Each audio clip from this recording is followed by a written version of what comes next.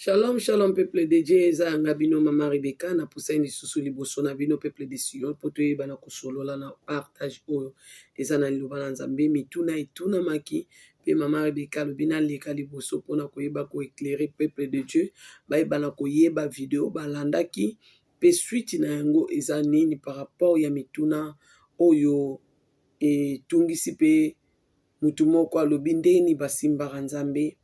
Donc mama Rebecca monaki eza eloko ya kolekisa te parce que nga mutuna Nzambe atiaki nga video na mema pa na bino, alors na koleka su na video mpona kolakisa bato ndenge nini mutu akoki pe kosimba Nzambe, mutu nani aza sanse asimba pe Nzambe. Alors na yango ava tokota video na biso, mama Rebecca fatika video na maboko ya Nzambe, abondela molimo mosantu ayebi koyanola bato, ye nde le meilleur enseignant, totikela ye place po ye nde asene libota ya Nzambe. Biso toyebi koloba te, me Nzambe ayebi koloba. Alors Nzambe nde aloba na place ke nga naloba. Yango tobondela Nzambe abosantu. Papa natiki moma oyo na maboko na yo molimo mosantu, nasengi yo kolo ose manifeste puissamment na nzela video oyo. Nga Rebecca naloba te, yo ndo loba. Mayele nange sala te, makile sala te, bomoto nange esala te, mayele pe bomoto ekota na makambo na yo te. Tika yo moko Nzambe osolola penda yo moko face à face, ndenge okutanaki na bango na ntango ya Moïse, osalaki na posa pe okutana na peuple oyo olobaki yebisa bango bamipetola bongo baya. Me Nzambe alingaki afaire face ye moko susu na peuple na ye. Kolo lelo si tomona yo, tika te bana no bamona o lisusu na nzela na ngai, ekozala malamu mpe lipamboli mpona bango. Tika te bayoka yo na litoyi ya lola, mpe na basimba yo na motema oyo petoli deja, oyo tie bolamu mpo okomisi pembe. Nzamba motema malamu, tika bolamu ya bana na yo ekomela bango na ndenge oyo yo lingaki ekomela bango. Oyo lingaki ekoma te Seigneur ekoma te, oyo lingaki eya te eya te, oyo lingaki emonana te na video oyo emonana te, oyo lingaki esalama te papa na video oyo esalama pe te. Na telemeli nguya nyonso ya molili okoka kotelemela nga na mayele pe na maloba. Apôtre Paul azoloba tosala nyonso mpona kosepelisa yo. Mateya oyo biso tokoteya bano eza mateya ya solo, tokosolola na bango na liloba ya solo oyo ekangolaka pe pesaka vi pe bomoi. Yango nasengi makilano efinika video efinika penga, bolamu na yo etalisama kobanda libandeli pe kino suka bayebana kozwa bolamu. Na bondeli bongo na lobi amen. Na pamboli bino, ça fait longtemps vraiment, santé dérangeaki mama Rebecca, mais naza bien nangula Nzambe, ndenge bozomona nga nazo se porter bien déjà, eza grâce ke Nzambe asalinga na biki. Yango na ye lisusu liboso na bino peuple de Sion. Video moko natielaki bino, eza ba video ebele funa kotiela bino, mais naye kolanda nanu video moko oyo natiaki ndenge nini mutu akoki kosimba Nzambe. Nalobaki eza na bamama mosusu oyo ke biso ke Nzambe asali biso grâce tovanda na bato bayebi ye, po te pe toyeba ye, po toyelakisa pe bana nde bayebaki ye te pe bayeba ye. Alors Nzambe oyo asali biso ngulu wana, toza na posa nde tosimba Nzambe. Mwana mwasi oyo abanda kotanga makila azalaki na posa asimbaka ata elamba na ye. Mais biso to na niveau kosimba susu elamba ya Nzambe te, parce que tokomona ye wapi toyebi position elamba na ye te azalaki komona. Mais na position okola tikali na molimo, biso po tosimba ye na molimo, futo luka koyeba ye. Po tosimba ye en esprit, tozwa bolamu wuti na ye bimi na ye, po ye nde mai ya bomo, ye nde source nde epesameli biso. Siko Nzambe bato ebele baolobaki mama no, na tongo lobe loko wana etouche ngai. Oui ekoko touche bato ebele, parce que futo luka connaissance en Nzambe. Nzambe azoloba na biso rappelle ma mémoire, c'est une devoir soboye baate. Rappelle ma mémoire, c'est une devoir. Eze eloko oyo bana na Nzambe ba Kristo fu basala recherche ya koluka koyeba de mémoire ya Nzambe za nini. Pote biso tozwa mémoire wana toke rappeler ka ye moko. Parce que aza Nzambe oyo atravaillaka bolamu eutaka na ye moko. Fo apesa yo bolamu wana po bolamu wana yo pesa ye. Alors yo koyo oyela oya kotombola Nzambe na masanjoli nini soki euti na Nzambe te. Yo pesa Nzambe lo nini onzamba osepela nango mutu lokola ngana o bato ya masumu. Okoya kopesa Elohimi nini oyo ekosepelisa mutu mboka afandaka eloko ya lisuma ezalaka te yo mutu opresente liboso na ye mobimba na yo mutu ya masumu mpo ovandi na mboka masumu. Alors fozwa eloko epa Nzambe nde ozwa eloko wana omemeli Nzambe. Nde Nzambe biso tozosambela Nzambe mama Rebeka, Nzambe ya Bible, Nzambe ya Ancienne Alliance, Nzambe ya Nouvelle Alliance, azaka Nzambe moko. Nzambe ayaki kaka kopesa biso indépendant. Tozwa indépendance. Mais Nzambe biso tozobondela a changé te.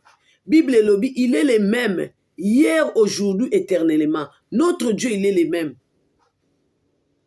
So tali batu oyo ba servi Nzambe bien parce que ba yekola kinanu na tolobaka nani ona natiri ya Nzambe nde ba ke servi kolo bien. Po Nzambe aza nature tofongola mukolo mususu ki kola pesa occasion apesi suna mayele ofongola na kati ya nature. Po na nini so landi David abanda obokola bapate akomo bokola bana na Nzambe ekolo ya Israel. Soko landi Moïse avaya kozwa bana na Nzambe atambola na bango. Fo atambola nanu na ba brebis ya Jetro. Fo atambola nanu na ba nyama Jetro amona nde batambola ka baza desordre nde ba obongisa bango funa zongisa bapa mukona bango ayoka nyama na baswaki ete abukani lokolo te mabe komeli ete na lesi bango na mesi bango mai na zongisi bango Moïse ndenge yo sala Jetro bongo. Obanga Jetro na ba brebis ya Jetro ozwa swe na bongo nga pe na opeso ba brebis na nga po zwa swe na bango bongo po ke na ba oya na bango pa na ngai yongo monaki ndenge pa na ozongisa Jetro biloko na malamu ndo monaki pe anoko mema peuple ya Nzambe kosala ba intercession nyonso fuka abimisango parfaite liboso ya Nzambe. Tolongwe wana so to ye susu na bomo ya mowumbu na ye Samuel, Nzambe azoyebisa Samuel zwa liseke na yo na 1 Samuel. Na 1 Samuel 16, si je ne me trompe pas. Azoloba zwa liseke tondisa mafuta okende owendre roi Israël. Samuel azo répondre Nzambe abina azo banga neni soki Saul ayoki makambo akobomanga. Nzambe alobi nini? Zwa nyama. Tongo yo okoma kuna lobo epesa nga mabonza. Mabonzo Samuel azomema euti na Nzambe. Euti na Samuel te. Alors po Nzambe akoma kotia masanjoli kati na yo po yo kumisa ye fu motema no ekoma pembe. Parce que Nzambe aza motema pembe na bato motema pembe. Fo luko yeba Nzambe ndenge nini atravaka na bato na ye nanu na ndenge asili akendaka na bango. Ndenge nini kola atravaka na biso bana na ye ndenge nini amema biso boye. Fo zala na ekoli na Nzambe.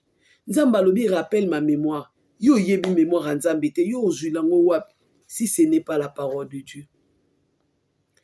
Oyo eza inspiré na ye yango nde makanisi na ye. Bible ndo omonako o David alobi bikolo nyonso tokumisa Yawe mabota nyonso ya Nzambe totombola epamba te wana biso 17 pamba te alingaka biso mingi bosembo neza na suka te alleluya bokumisa Yawe. Tonga azoloba bikolo nyonso bokumisa Nzambe la toke tanga na passage musuto omona Nzambe alobi mokili mobimbe ekoyepa na ye. Ye moko mutu asala bongo ezala bongo. Ata oza o Israelite te. Batu nyonso fu baosambela Nzambe Sion. Po yende Nzambe ya solo. Ye moko Nzambe mutu asala bongo ezala bongo. Nde David ayekoyeba alobi ya bikolo nyonso bokumisa Yawe. Masanjoli ya David euti na Nzambe ye moko na o Nzambe asala na o Nzambe atia. Nde David abi bikolo nyonso bokumisa Yawe mabota nyonso mokili boyembela ye. Place musu David otina na ba ange bakumisa ye. Nde Nzambe bo santu ya Israël. Yo pesa Nzambe nini? Yo zwango wapi? Apôtre Paul ayebita zobunda le faux combat. Révélation faut vous te pas na ye. Fu yenda positionner yenda tia ye. osambelaka des autres. Toyebi koloba te biso nyonso. Tokoyeba koloba na Bible. Tant toyebi mobeko na ye, toyebi liloba na ye, tokebondela ye nzambe na liloba na ye.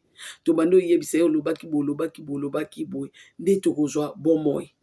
Bana na nzambe fu bayeba nzambe, bayeba parole de Dieu. Soko yebi nzambe liloba na nzambe malamu, po kangami na yango, nde okosimba nzambe. Yo okende kosimba nzambe sa parole. Yo nani? Yo nani? Même Jean-Baptiste abina za dini ta kufungola même sandal na ye. Yo nani? Sikoyo toye kozonga na mama video na biso na j'espère que bososoli ke biso toza dignité. Mais fu biso toyeba mobeko na nzambe. Po to rappeler mémoire. Soki bat balekisa bino ka bongo bo rappelle ma mémoire. Eleka bongo. Nzambe fo yeba ye. Po pese merci. Mais merci na ye uta na ye moko.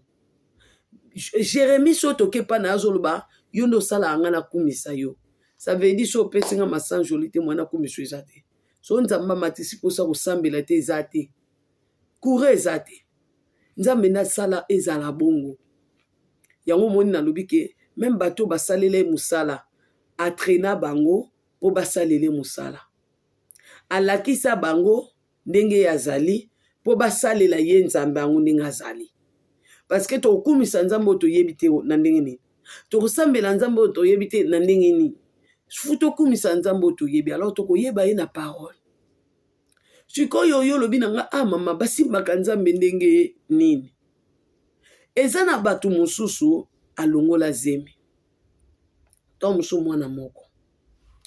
Eza na ba mama Rebeka lokwa ngande na vana kiti na bino awo. So botuni ngai. Mama Rebeka bazemi kombe olongola na vie. Na lobi na yebi te. Soki na konte na misapa maboko na makolo esili me na yebi na nga nombre te. Na zana ngote na mutu na yebi te. Meza mutu musu alongola moko. Me na mutu alongola moko aboti te.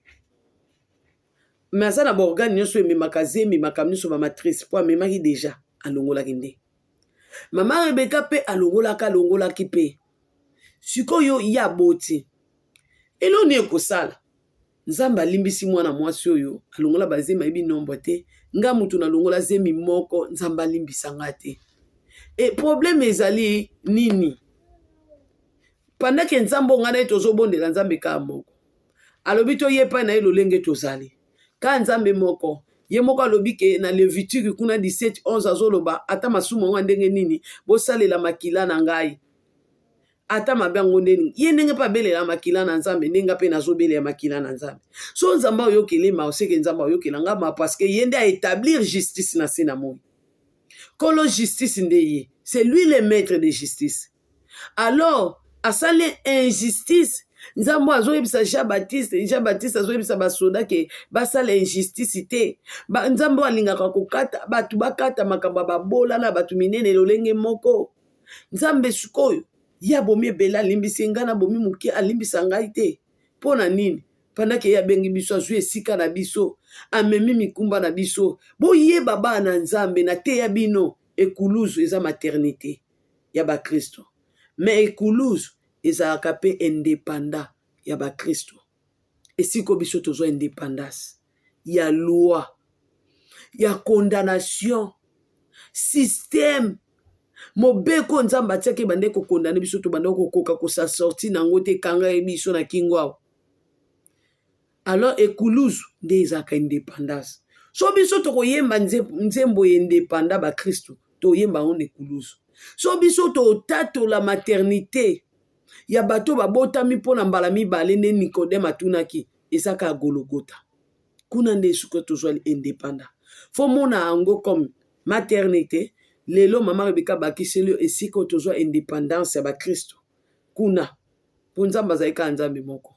Atiaki loi koto. Ye mo abimeli biso na koto na mwana. Masaini ayiko buka oyo moko atiaki. Tozwi liberté. Rido epasuki. Nde ba Kristo tokoti. Esiko tokoka kokota te tokoti siko tokomi kokota tokuta na nzambe indépendance. Loi koi. Siko yo nzambe oyo atiaki loi pe mobeko pe atia indépendance liberté.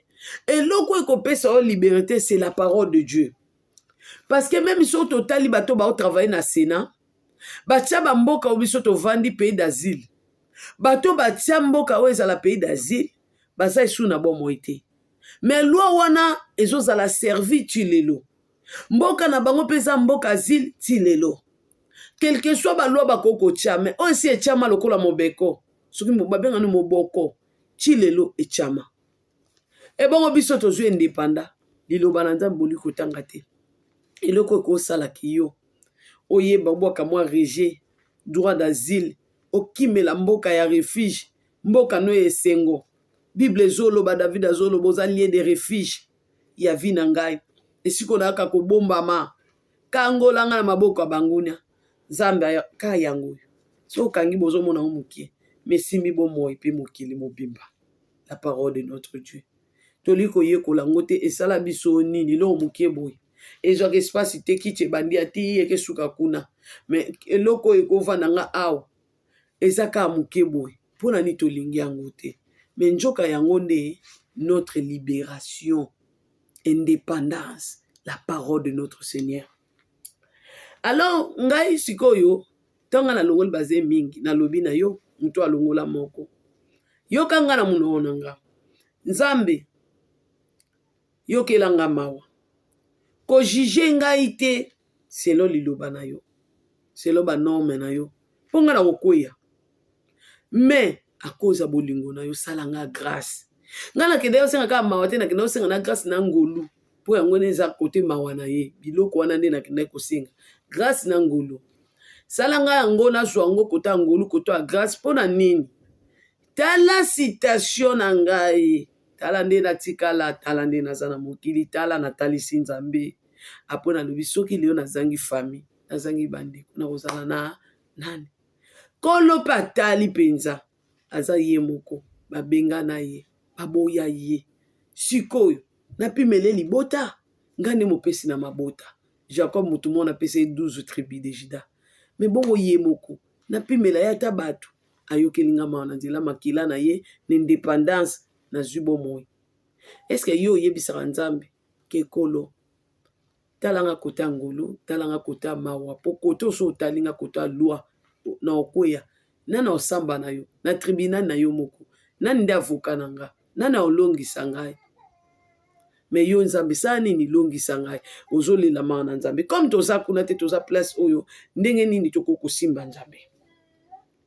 Alors mama moko atuninga mama ndeni basimbaka nzambe tozokende nga na bino siko na bible noki tala mutu azalaki innocent comme Abel ndeko na ye Kaina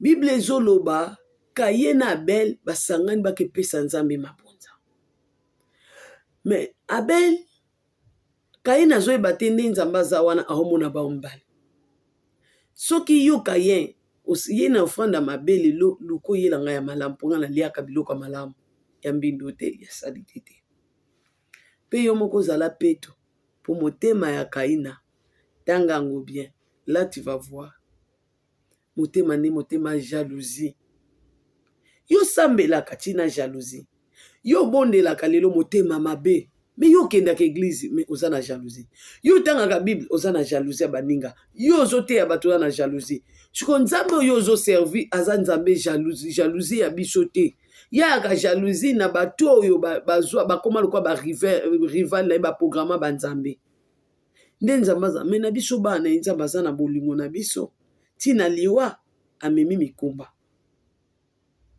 totala nzambe David pe Kaina abomi Abel aza innocent abomi Abel makila Abel pe gangi po aza innocent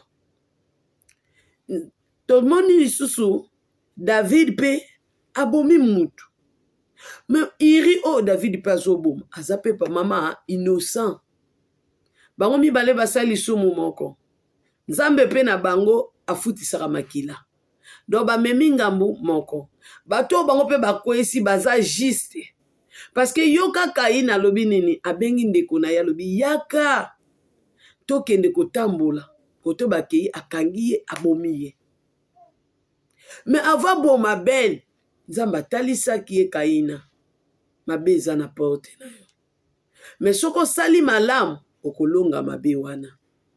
Kaina boyi mateya ya Nzambe. Boni ya batu bazoboya mateya évangile ya solo ya Nzambe ya solo ya lola les dieux d'Abraham, d'Isaac et de Jacob. Le créateur de toutes choses, Dieu incréé, maître de l'univers. Boni ya batu bazoboya mateya ya solo pe batu ya solo. Ozomona. Kaina boyi mateya ya Nzambe. Kaya teya mapa ndenge yo olandi pe exhortation na français. Pa mama Rebeka te kaina teya mana Nzambe ya Israël. Nzambe na ye wapi forme ye mutatemi sona oteya ye. Nzambe mutateya Kayen. Ezaka te ndenge molimo mosata leki panga zo lobela yo te. Ya teya maboyi direct na Nzambe. Me kaya boya kotia misala Nzambe na pratique. Boni ya batu bazoboya kotia maloba Nzambe a pratique. Boni bana Bible batanga ngome baboya kotosa yango. Boni ba combien batu wana. Me botala David azwi pe iri ya batu. Asolola ki pe na iri ndenge pe Kaina sololi pe na Abel. Muninga na nga leki na nga toketi kanga buituke kompanenga. Kotake yana motema akana boma ye. David pe okana boma iri abengi pe iri pa ye. Basololi pe na iri. Iri akei. Alala na mwasine iri aboyi na ye. Yaya koboya mabeza na lingi na nga na vanda pos bandeko na nga bazali ya bomo na pas. Ne iri amema ingam. Mais etindiki David cette fois-ci comme aboyo. Batie ya kaka musika liboso bitumba. Yende flèche ya liboso zo ya kufa. Motema mabe à mon niveau wana. Komi pe lettre. Apesi pe droit. Ba fongola ngote ba komisa ngope ba exécuter. Bango mibale ba bomi batu moko ba juste mama. Bato abolingo pe. Bato abotosi. Iri asaki mutu abotosi. Tanga Bible bien. Ayibaki eloko ya David ta sali mabe na mutu te. Bakwisi bango. Bato mibale. Skoto yoka. Tanto zoloba. Foye bandinga kusambela po simba Nzambe. Mama Rebeka fongoli mukanda na ye. Na Bible ya Genèse. Na tangi na Genèse fongola Bible kuna tanga yo yebe tangi la mama Rebeka Nzamba salende grâce bolamu. Mais yo kotonga na okangama. Yo o rapidité. Tutanga Bible poto abana na Nzambe fu o tuzoloba e balana na liloba na Nzambe. Natangi na kombo na Nzamba bo santu ya bule na Bible ya ibandeli biso to benga ngo Genèse na français bino na bandi na 3 na sima ya mikolo Kaina amemeli Yawe ndambo ya mbuma ya bilanga na ye apesi yango libonza.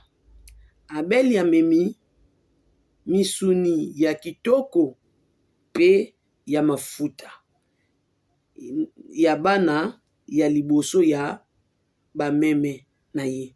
Yawe andimi Abel na libonza na ye. Andimaki nanu Abel. Nzamba bandena kondima Abel. Pe aye kondima libonza. Bo souligner point wana. Futo tchaka ba point nyonso esungande biso. Kasi andimi Kaina te. Balobi te ka boya ki libonza nanu ya Kaina. Bible lobi andimi Kaina te. Po liboso andimaki nanu offrande ya Abel. E nini andimaki Abel apres kondima offrande. Awa pe kolo andimi na o Kaina te. Ponjoka Nzambe toto memelake bofrande. Avandima na bofrande na biso, fandima na biso. Bato yele offrande. Raison nini esalaki ke Kaina nanu azala ye moko nanu agréé te na présence ya Nzambe. Bato ebele na présence ya Nzambe baza agréé te. Tango azopusa na Nzambe omona ye te. Ata ye na muto Nzambe agréaka. Kola omoneka te. Azoboya ye. Bato boni batambola na bato malamu. Me Nzambe aboya bango kaka. Ba Saoul oyo. Ba ba relation bien na ba Samuel. Mais Nzamba bina alingi ete na boaki ye déjà ça. Na likuto ye langa makam na ete. Ça l'attention. Lingaka Nzambe agréé nanu yo mutu pe agréé offrande na yo. Même atanga mama Rebecca na kozwa bolingo na te ya bino liloba na Nzambe. Pe Nzambe akotinda nga na te ya bino parole de Dieu. Mais soki nga moko mama na bino Rebecca oyo toleki na bino to mwana na bino atosaka Nzambe te aza agreye te na Nzambe, Nzambe asepela ne tamonaka ye te. Yaya nyonso nazosala eza pamba. Mais lokola Nzambe alingi nga mpe andimi ngai nde apesi nga évangile ya solo na te ya libota na ye nazwi ngolu bolamu. Wana yo lobi amen. Baboyi Kaina na libu. Na libonza na ye. Ye pe baboyi na ye nano. Apo baboyi pe na libonza na ye. Baboyi na ye mutu na libonza na ye. Kaina bandimi ye bandimi pe. Abel bandimi ye bandimi pe libonza. Totangi. Yawe alobi na Kaina pona nini osiliki. Pona nini okangi elongi. Na yo. Soki osali malamu. Okolonga. Donc soki osali oyelingo offrande ya bien. Kaina olunga. Kaina ba ote na Nzambe. Eza grâce Nzambe moko te ya yo. Kasi soki osali mabe. Yeba ete. Masumu ezali lokola nyama ya somo. Po boyoka Satan kaka Satan po bomona ete. Na ndenge tonga koma nyama. Donc aza penda nyama ya somo. Mutu asala ye mutu oyebisa biso. Salaire du péché c'est la mort.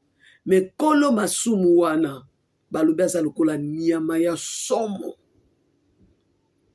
Ebombami pona kokanga yo. Kasi sala makasi po olonga yango. Bate ya biso te ndeni. Kola te kayen bien. Bongo Kaina. Bongo Kaina na simama te. Bongo Kaina alobi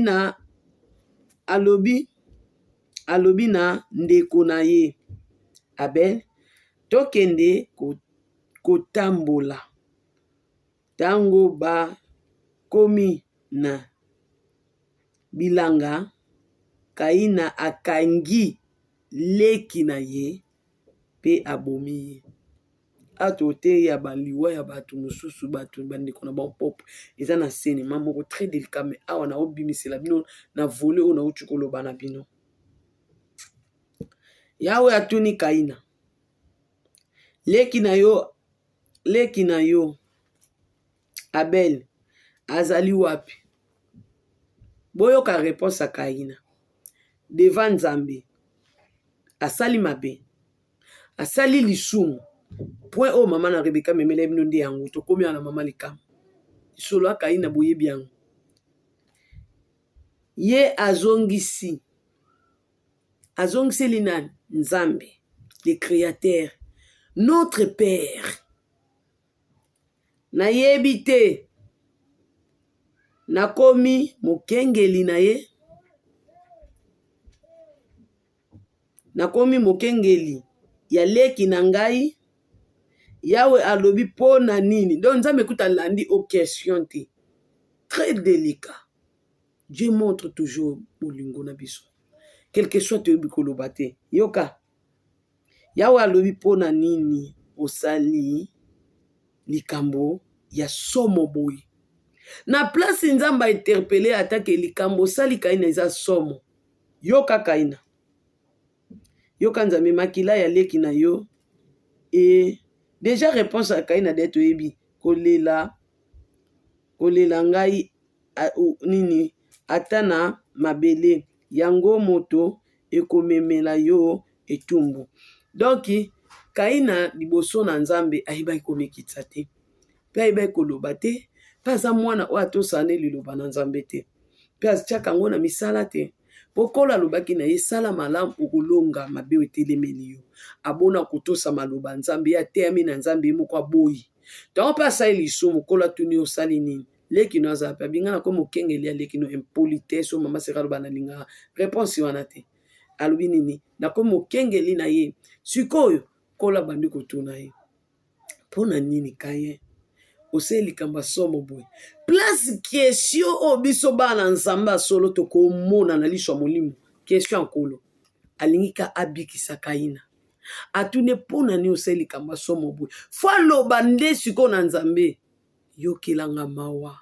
asali vraiment likambo ya mabe akota na question bapesi ye opportunité bible efongolela biso bakazi opportunité ya na bible fo linga yango biso bato ya masumu fo linga bible parce que yango wana nde epesa biso opportunité fo yeba loi fo yeba indépendance na nga libération na nga eza place nini tala kola pesi opportunité kokuta na verset mo bona vi na yo obia opportunité yango banda oloba maloba profite connecté na Nzambe parce que yinda asali okoya na page wana mais kaina bapesi ye page loba kaina Nzambe apesi ye opportunité accordé mpona nini oseli somo likambo somo na mawa so bolandi question wana avec pitié na motema Nzambe mais kaina azwika opportunité te toyepa David pa boma mutu bokangi déjà bapoint na botanga ope na ndako na opesa bino bavexe na sima bo yekola bien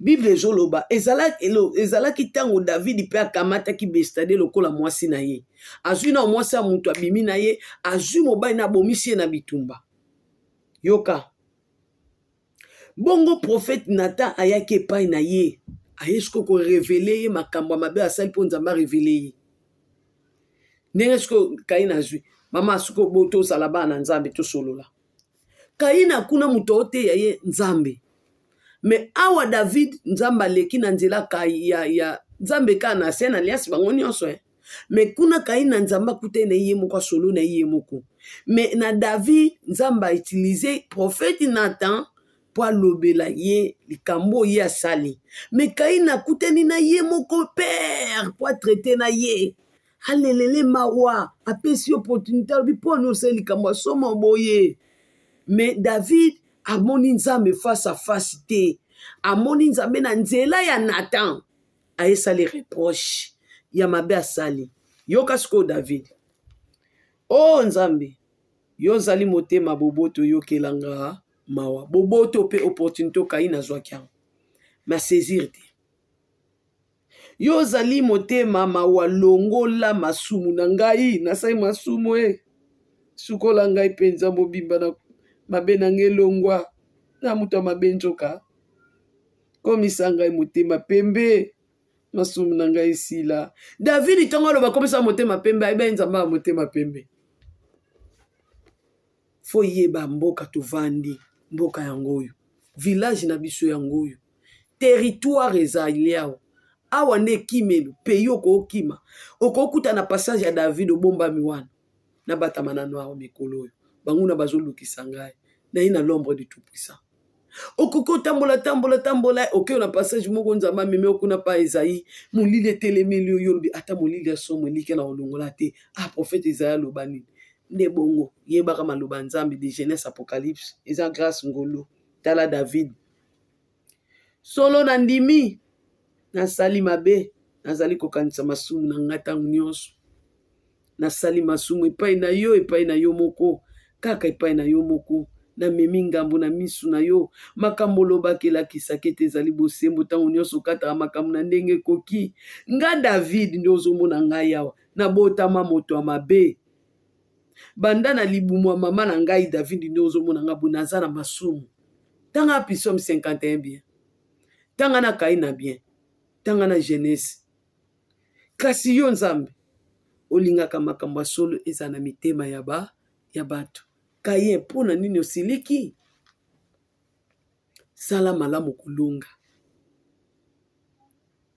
mitala moninga lukaki ayeba Nzambe longolanga masumu nakoma peto sukolanga nakoma motema pembe penza yo moto obukaki ngai mikuwa sala ete nayembela o lisusu na esengo David ayaki kaka kosenga pardon te mais ayaki kosenga Nzambe pa utiliser lisusu de nouveau kotala masumu oyo nasali te longola mabe na nga nyonso o Nzambe pesa ngai motema ya peto ye basali reproche pa na ata komosenga na motema peto oh bongisa ngai naza ya kobeba nde omoni ngai yawo ata otyanga na bokondino nazala na nga bien te origine na ngai makila na ngai ezoganga masumu eza kati na ngai naokanisa ngo mpe ntango nyonso Kobengana nga na misu na yo nde te. Na mabe na utu kosala. Kopimela nga pe molimo no abosantu te. Parce que c'est lui la lumière qui éclaire. Les meilleurs enseignants. Salisa ngai na yoka lisusu nde esengo. Parce que motema na ngai tondi na mawa. Po alobi nazokanisa mabe na ngai. Mabe soko ozokanisa ngo ekosala ndeni. Pesa ngai molimo na yo. So nazangaki pianga molimo akolakisa nga nzela. Natosaka yo. Po na utu kosala ya botosi te. Nakolakisa nzela na bato masumu. Ah, David. Yo muto masumu ya makasi obimi na ntina libuma mama. Yo ndeni nga na yesalo repose yo komi yo lakisa bato nzela bato masumu po ayebaki osolola na nzela. Nzambe asala nzela na désert. Za na révélation. Tongo esolola na nzambe. Za na parole. Za na connaissance. Ayebi deja nzambe afungolaka nzela na biteni mibale afungolaka mai. Malobi na olakisa bato nzela. Bato masumu. Do salanga modèle pona bato masumu. Yongo mona bato nyonso. Bayebi lo sambo a Psaume 51. Eza lo sambo koya kosenga pardon pa nzambe. Motemo eza balobani royal. Balobani na balobani na obebsa. Alors nyonso wana ayebaki komekitisa. Nzambe mobikisi na ngai na sauté na 16. Kokatela ngai tumbu ya liwa te parce que salaire de péché c'est la mort ya yebaki yango. Nasakola ndenge osalinga bolamu wana olinga tatola grâce. Ngolu. Nasluka ndenge osalinga bolamu na tatola ngo. Po nakoka kokumisa yo. Po nde nazabu na kokumisa te parce que nasana mabe. Kozikisela yo mabonza esepelisaka yo te. Tozongiso na jeunesse. Nzambe ava griller offrande ezala ya Abel. Abandaki nanu ye moko na Kayi na Abel. Andimi na Abel pe ayekondima libonza. Yango David abeti awa. Alobi kozikisela banyama esepelisaka yo te. Mabonza oyo esepelisaka yo eza komikitisa. Bato ebele bayebi komikitisa te. Baloba ango. Mais kosala komikitisa eza eloko mosusu. Eloko esepelisaka eza komikitisa. Eloko Kayi na zangaki. Yo zanga nini yo? Yo ezanga nini? Oyo elongola ko na présence ya Nzambe esala Nzambe atika yo. Po mutu musu akokuta moninga na pasi. Yakanisi Nzambe atiki no? Nzambe atiki. Pasi eza synonyme te ke mutu Nzambe abandonné ye te. Pasi ne kozala pe enseignement. Pasi pe kozala Nzambe bina ni to fanda awa na to solola to yebana ngamo pe na mona ba pasi akufa te na ana ye. Mais tozoloba nanu eloko nini esalaka yo ke Nzambe abengana yo asepela na yo te. Po biso nyonso tozali awa tobotami kaka na bato mabe. Touti na mabe. Tozoluka kobika na Nzambe nanu tobiki te. Mobikisi nda kobikisa biso a totalité à 100%. Abenga biso nyonso. Mais loko ni esalaka ke yo olinga Nzambe te otosaka ye tosanga osantaka bolingo na Nzambe te pona nini. Pona nini yo linga bana na Nzambe solo te. Ya solo te pona nini. Tala nani oyo mwana mobali o azwa bolamu David. Ayebaki ke Nzambe aza Nzambe bakendela kete question par question.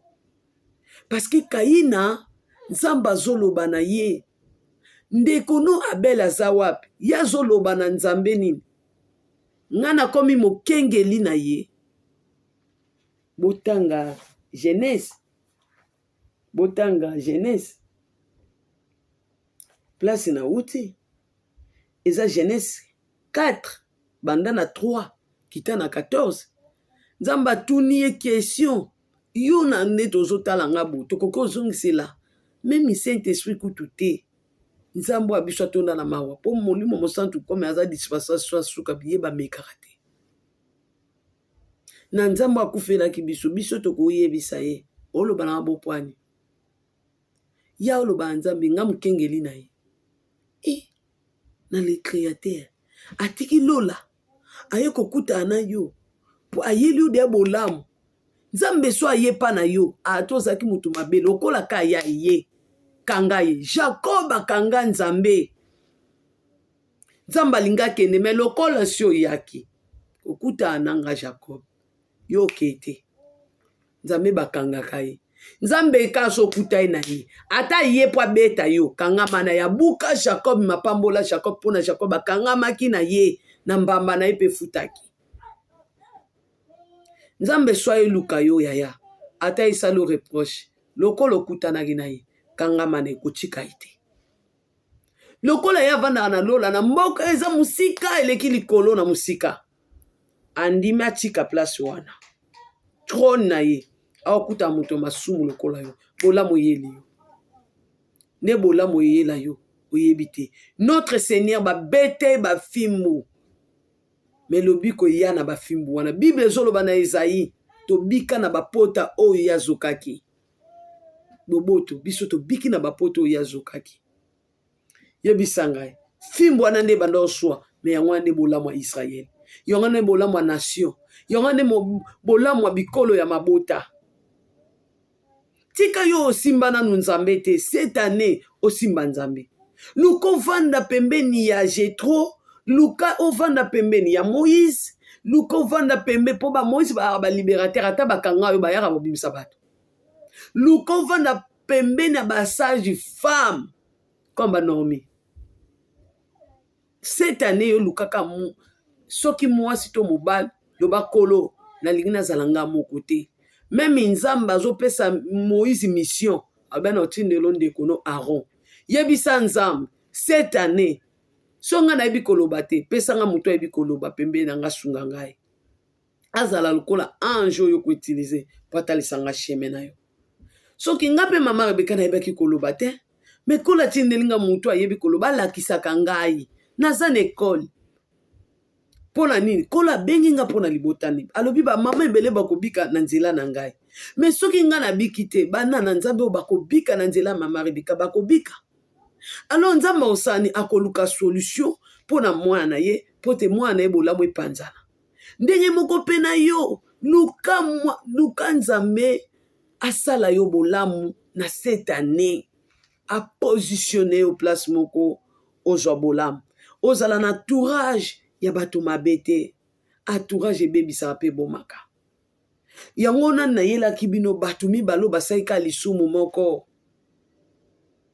bato mibale oyo basalika mabe moko nzamba ete ya oyo ye moko oyo autilize mutu ete ya ye azozela réponse na bo pe réaction na bango na mabe basali. Nzamba alingi tondimaka masumu tosali. Soko oza ndoki ndima pa nzambe, soko yiba ndima pa nzambe. Nga naza muyibi munene mama ya makasi ya osakana te mama Rebeka so aleki atiki batrace me lelo akomi motei. Bana na nzambe bana ya Israel liboto okolo akufela bofongolela ye motema na ne oyo, bofongolela ye ekuke, bofongolela ye nzela kota sala misala na vi na bino. Notre génération ezokende kozwa fin, notre génération ezokende na suka po génération mosusu ebima. Nzambe biso tozoteya bino aza nzambe oka biso toepresente te ya bamama Rebeka yenda banda na Abraham ne bandeli asali alliance na Abraham alapeli yango ndai papa na Isaac azongeli yango na Jacob. Aza nzambe ya banda kala aza mukolo nzambe azoteya biso na Bible so bomoni mukolo botosa ye ayebaki akoya yende azoloba va Abraham azala nga nazalaki yende muto mukolo. Ez évangile oto opanza sango évangile akala badi na bala basalang biso to bandi yango te to boba na poani bolingo eza te poani poani so moni ndeko no na difficulté ozotonga ye poani so moni ndeko no na pasi ozokitisa ye yoko memele bolamu te yoko yele implicité na vie bana na nzambe des fois muninga yoko osunga ete comme point fort na ye po ani bolingwa solo isate so yebo baninga musu basala baninga na bango po bazalaka bien bolamu nzamba Israel pambola bato ba mitema malamu pe mitema pembe de David akomaki nango bato bamikitisaka liboso trône na nzambe ya Israël. Natomboli maboko lokola Moïse deva peuple ya Israël. Yeba bitumba nyonso bozobunda. Nzambo abenga ngai po bino bozwa bolamu na nzela pe ya mama oyo. Nzambe wana akanisela bino asala bino bolamu. O na bandaki na sala na bino boyebi place oyo tokomaki. Me nzamba obongisela bino bolamu mitema ezalaka kokita. Basantu bosambela. Boluka vrai nzambe. Boluka vrai nzambe. Notre génération ezokende na suka. Boteya évangile ya solo.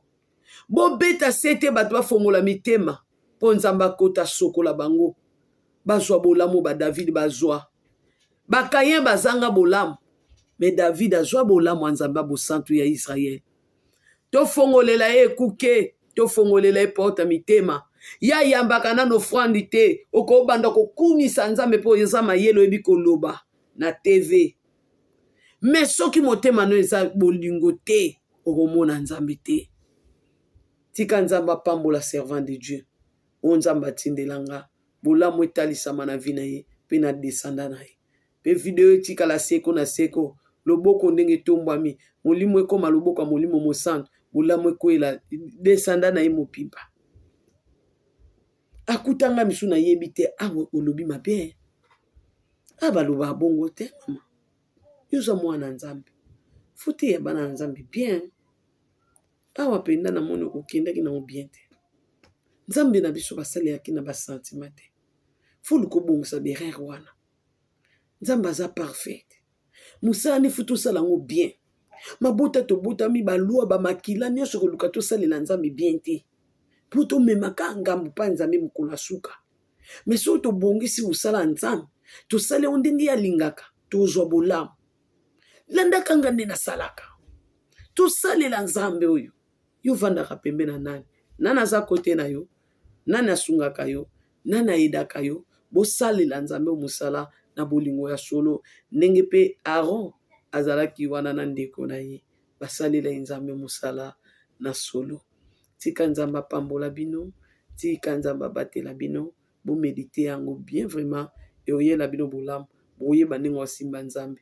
Oluka boye banzambe na liloba. Po bo rappeler mémoire na ye. Nzambe apesa bino gwa kotanga liloba na ye. Bolamu yela bino. Biso pe nzambe azobundela biso bitumba azolongisa biso. Soka sali biso bolamu. Na oya iso liboso na bino. Pona koya oteya bino sango malamu. Place bozali nzamba pambola bino. Maman Rebecca, il vous aime beaucoup. Boye biye déjà na ndenga loba na ba français na etengama. Mais na ninga bino toujours. Ata to seka. Mais toyeba nanu nzambe. Nde oyela biso bolamu ya. Je vous aime beaucoup. Nzamba batela bino. Bye.